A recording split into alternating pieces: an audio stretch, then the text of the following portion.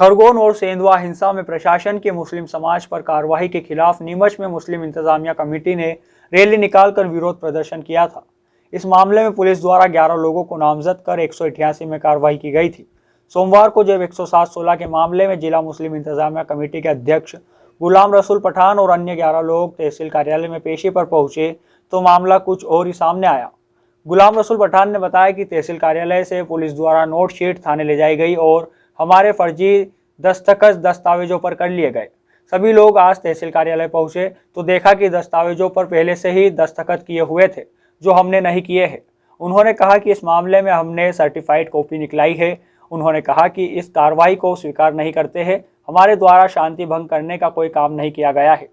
जिला मुस्लिम इंतजामिया कमेटी ने पहले भी कहा था कि एक हाथ में हमारे बाबा साहब भीमराव अंबेडकर का संविधान है और एक हाथ में हमारे कुरान है जिस पर हम ईमान पे चलते हैं और हम सच्चाई की राह पे थे और सच्चाई की राह पे हमारी आवाज़ पूरे मध्य प्रदेश नहीं पूरे हिंदुस्तान में गूंजी। और सीएम मुख्यमंत्री शिवराज सिंह चौहान ने एक दिन पहले कहा था कि पत्थरों का ढेर बना दिया जाएगा, बख्शा नहीं जाएगा, और उसके दूसरे दिन हमारे ज्ञापन देने के बाद मुख्यमंत्री शिवराज सिंह चौहान क्या सुर बदले हुए नज़र आ रहे हैं। कल से वो अब सबके मकान बनाने को तैयार हैं और सबको न्याय देने को तैयार हैं और ख़ुद इलाज कराने को तैयार हैं। उसके पहले उनके जो एक मंत्री हैं गृह मंत्री जी, आप बताइए आतंकवाद की क्या परिभाषा होती है? उर्दू के अंदर दहशतगर्द को क्या कहा जाता है? वहाँ पर जो दहशत फैलाई गई थी उसी को हमने आतंकवादी कहा था, क्योंकि वहाँ के गृह मंत्री जो हैं, गृह मंत्री ने कहा था कि जहाँ से ही पत्थर आएँ उनको ढेर बना दिया जाएगा, वहाँ जो उनको पत्थरों का ढेर बना दिया जाएगा। तो आतंक और दहशत इसको समझने के शब्द हैं और ये हमारा फंडामेंटल राइट्स था और फंडामेंटल राइट से हमने किसी प्रकार का कोई भी हमने गलत काम या गैर कानूनी काम नहीं किया है। और अभी भी यहाँ एक पुलिस का नया मामला सामने आया, हमारे यहाँ आकर देखा कि तहसील कार्यालय की मैडम तहसीलदार की नोटशीट जो है पुलिस के पास चली जाती है और पुलिस के पास जाके उसकी दस्तखत कोरी नोटशीट पे दस्तखत हो जाते हैं। और हमने जो 107-16 के नोटिस लिए थे उस पर जो हमने दस्तखत किए थे वैसी की वैसी कॉपी करके पुलिस ने यहाँ पेश कर दिया कि हमने बॉन्ड एक्सेप्ट कर लिया है, हम बॉन्ड हो गए, हमने 107-16 का अपराध स्वीकार कर लिया है, हम ऐसा नहीं करेंगे। ये पुलिस ने यहाँ पेश कर दिया, जबकि मैडम से अभी तक हम तो मिले ही नहीं। यहाँ सीसीटीवी कैमरे लगे हुए हैं। भाई अगर हम यहाँ पे आते हैं तो मैडम के सामने स्वीकार करते हैं ना। ये अपने आप में कानून मतलब पुलिस कर क्या रही है, क्या करना चाह रही है, आप देखिए। खुला खुला कानून का उल्लंघन पुलिस कर रही है। पुलिस कैसे कैसे खेल खेल रही है। आपने क्या मांग की है? इस तरह का मामला सामने आया, आपने देखा है अभी कि पुलिस हमने सर्टिफाइड कॉपी निकलवाई है उसकी और मैडम से भी बात करेंगे, कलेक्टर साहब से भी आके मिलेंगे कि तहसीलदार मैडम की नोटशीट पुलिस के पास कैसे चली गई और मैडम ने कोरी नोटशीट पे कैसे दस्तखत कर दिए।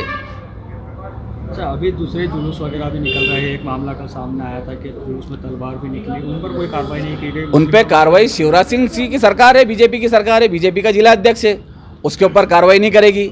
और कांग्रेस यहाँ पे पूरे तरीके से धराशायी हो चुकी है। कांग्रेस का कोई वजूद नहीं है। कांग्रेसियों को चाहिए था कि मुख्य विपक्षी पार्टी है तो उसको धरने पे बैठना चाहिए, पुलिस प्रशासन में भूख हड़ताल करना चाहिए, आमरण अनशन पे बैठना चाहिए जब तक उस पर मुकदमा रद्द नहीं होता पवन पाटीदार पे। ज्ञापन सौंपने से क्या होगा? ज्ञापन कचरे के डब्बे में जाएगा। आप ये देखिए बजरंग दल, विश्व हिंदू परिषद, आरएसएस के लोग, बीजेपी के लोग कैसा विरोध प्रदर्शन करते हैं, आखिर मुकदमा दर्ज करा के छोड़ते। कांग्रेस में दम है और कांग्रेसी बासी कड़ी में खाली उबाल आने से काम नहीं चलेगा। हम अपना काम कर रहे हैं। हमने तो शिवराज सिंह चौहान के सुर पलटवा दिए।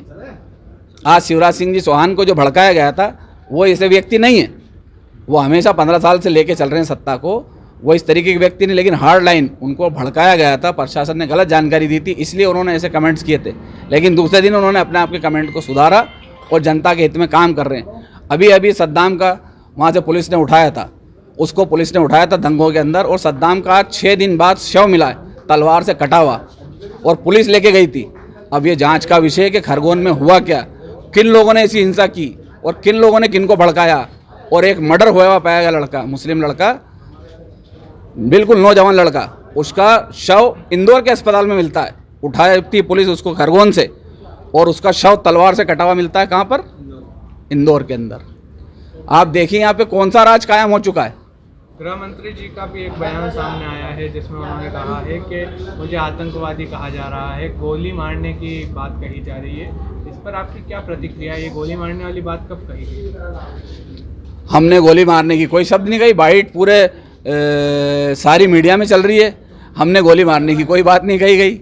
ये सफा झूठ और बकवास बात है। क्या लगता है कि सिंपैथी कार्ड खेल रहे हैं? ये सिंपैथी कार्ड खेला जा रहा है कि वापस जो उनका जो डैमेज हुआ है उस डैमेज को कंट्रोल करने के लिए वापस जो हिंदूवादी संगठन की श्रद्धा बटोरने के लिए वापस इस तरीके की बातें कर रहे हैं। वो सिर्फ गृह मंत्री जो हैं नरोत्तम मिश्रा जी वही इस तरीके की बातें करते हैं। मुख्यमंत्री की तरफ से ऐसी बातें नहीं आती है। अच्छा, गृह मंत्री का कहना है कि हमारे लोगों के साथ इस तरह की हरकत की गई, हमारे लोग कह रहे हैं, तो क्या धर्म में परिवर्तित हो गई है मध्य प्रदेश की सरकार? अरे हमारे लोग क्या होते हैं? आप मुख्यमंत्री शिवराज सिंह चौहान पूरे मध्य प्रदेश के एक एक बच्चे के मुख्यमंत्री हैं, एक एक बच्चे के मुख्यमंत्री हैं। और गृह मंत्री भी वो भी पूरे मध्य प्रदेश के गृह मंत्री एक एक बच्चे के, उन सबकी जिम्मेदारी उनकी है।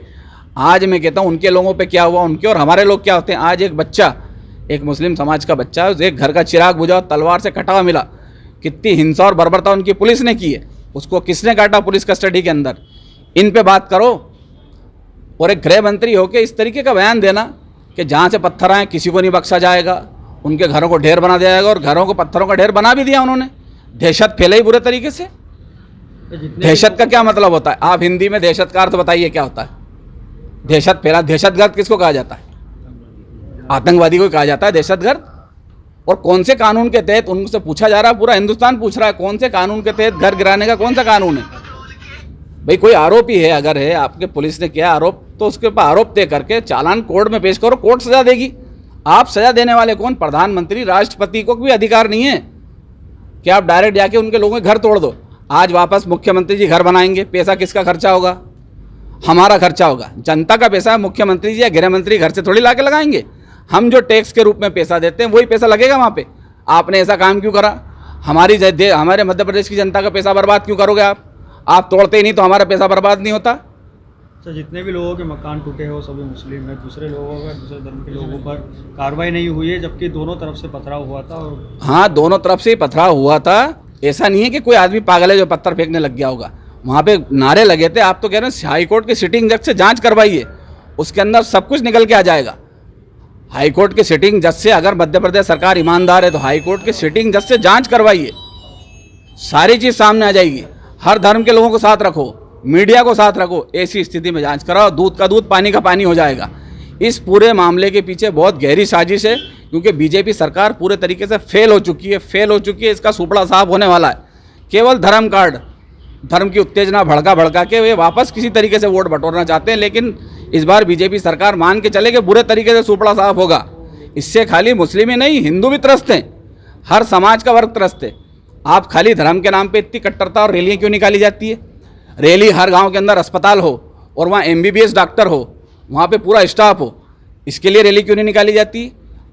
आप देखियो बीजेपी इसके लिए रैली क्यों नहीं निकालती कि हर गांव के अंदर इंग्लिश मीडियम स्कूल हो, इसके लिए रैली क्यों नहीं निकाली जाती? हर गांव के अंदर पक्की सड़क हो, इसके लिए रैली क्यों नहीं निकाली जाती?